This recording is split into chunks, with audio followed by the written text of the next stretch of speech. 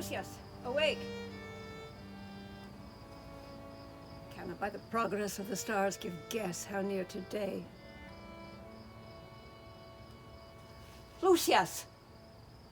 Would it were my fault to sleep so soundly? When, Lucius?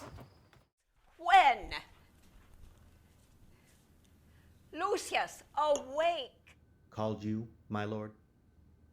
Get me a taper in my study, and when it is lit, come and call me here. I will, my lord. It must be by his death. And for my part, I know no personal cause to spurn at him, but for the general. He would be crowned, and how that might change his nature, there's the question. It is the bright day that brings forth the adder and that craves wary walking. Crown him. That. And then I grant we put a sting in him that at his will he may do danger with. Yet 'tis a common proof that lowliness is young ambition's ladder, whereto the climber upward turns his face. And when he once attains the upmost round, he then unto the ladder turns his back, looks in the clouds, scorning the base degrees by which he did ascend. So Caesar may.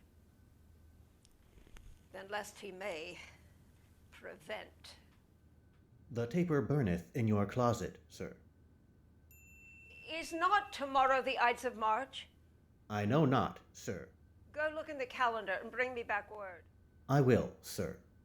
Exaltations whizzing in the air give off so much light that I might read by them. You've received a new message from a cloaked cinder. Brutus, thou sleeps. Awake and see thyself. Shall Rome, etc., etc., speak, strike, redress. Brutus, thou sleepst. Awake. Such instigations have been often dropped where I have took them up. O Rome, I make thee promise. If the redress will follow, thou receivest thy full petition at the hand of Brutus. Sir, March is wasted 14 days. 'Tis good. Since Cassius did first whet me against Caesar, I have not slept. Between the acting of a dreadful thing and the first motion, all the interim is like a phantasma, or a hideous dream. Sir, 'tis your brother Cassius, who doth desire to see you. Is he alone? No, sir, there are more with Do you him. know them? No, sir, their faces buried in cloaks, that by no means I may discover them by any mark of favor. Let him enter. They are the faction. O conspiracy, shamest thou to show thy dangerous brow by night, when evils are most free? O then by day where wilt thou find a cavern dark enough to mask thy monstrous visage? Seek none conspiracy. Hide it in smiles and affability.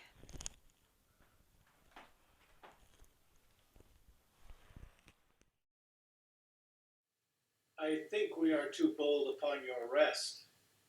Good morrow, Brutus. Do we trouble you? I have been up this hour, awake all night. Do I know these people that come along with you? Yes, every one of them, and everyone honors you, and everyone wishes you had that opinion of yourself that all true Romans do. This is Trebonius. He is welcome hither. This Decius Brutus. Is welcome too. This Casca. This Cinna. And this Metellus Cimber. They are all welcome. What watchful cares do interpose themselves betwixt your eyes and night? Shall I entreat a word?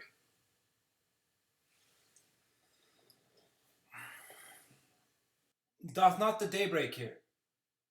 No.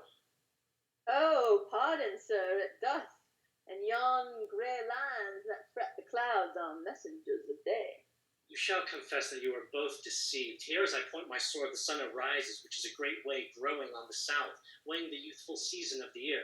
Some 2 months hence, up higher toward the north, he first presents his fire, and the High East stands as the capital directly here.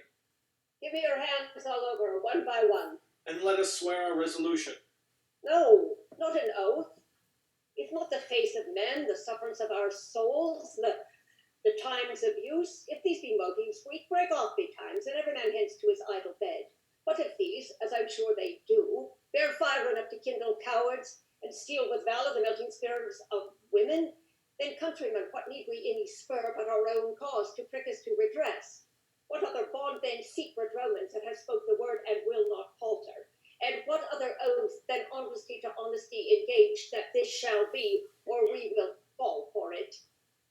Swear priests and cowards, but do not stain the even virtue of our enterprise, nor the insuppressive metal of our spirits, to think that, or our cause or our performance did need an oath, when every drop of blood that every Roman bears, and nobly bears, is guilty of a several bastardy, if ye do break even the smallest particle of any promise that hath passed from him. But what of Cicero? Shall I sound him? I think he shall stand strongly with us. Let us not leave him out. No, by no means. Oh, let us have him, for his silver hairs will purchase us a good opinion, and by men's voices to commend our deeds. It shall be said his judgment ruled our hands. Our wildness shall no whit appear, and all be buried in his gravity. No, name him not. Let us not break with him, for he will never follow anything that other men begin. Then leave him out. Indeed, he is not fit. Shall no one else be touched but only Caesar? Decius well urged. I think it is not fit that Mark Antony, so beloved of Caesar, should outlive Caesar. We shall find of him a shrewd contriver, and should he increase his means, he may stretch them far enough to annoy us all. Which to prevent, let Antony and Caesar fall together. Of course will seem too bloody, Caius Cassius, to cut off the head and then half the limbs. Antony is but a limb of Caesar. Let us be sacrificers and not butchers, Caius. We all stand against the spirit of Caesar, and in the spirit of men there is no blood. But alas, Caesar must bleed for it.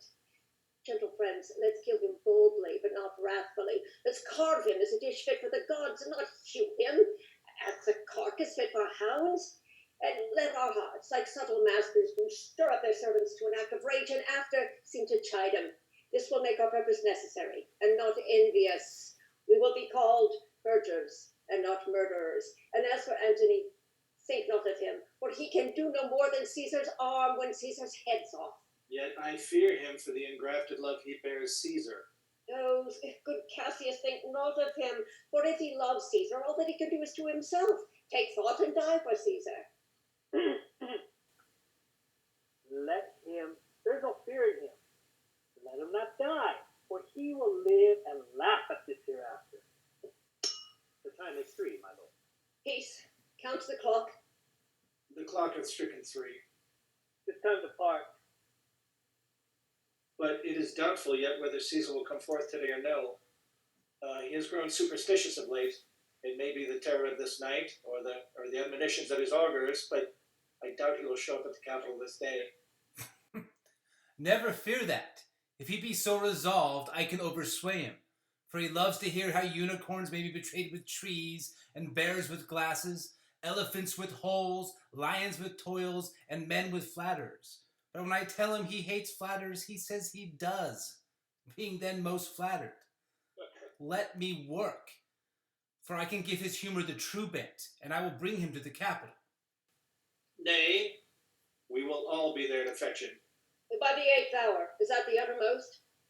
Be that the uttermost, and fail not then. Caius Ligarius doth bear Caesar hard, who rated him for speaking well of Pompey. I wonder none of you have thought of him. Oh, now, good Metellus, go along with him, for he loves me well, and I've given him reasons. Send him but hither, and I'll fashion him. The morning comes upon us. We'll leave you, Brutus. And friends, disperse yourselves. But remember what you have said, and remember yourselves, true Romans. Now, good people, go fresh and merrily. Let not our looks put on our purposes, but bear it as our Roman actors do, with untired spirits and formal constancy. And so good morrow to you, everyone.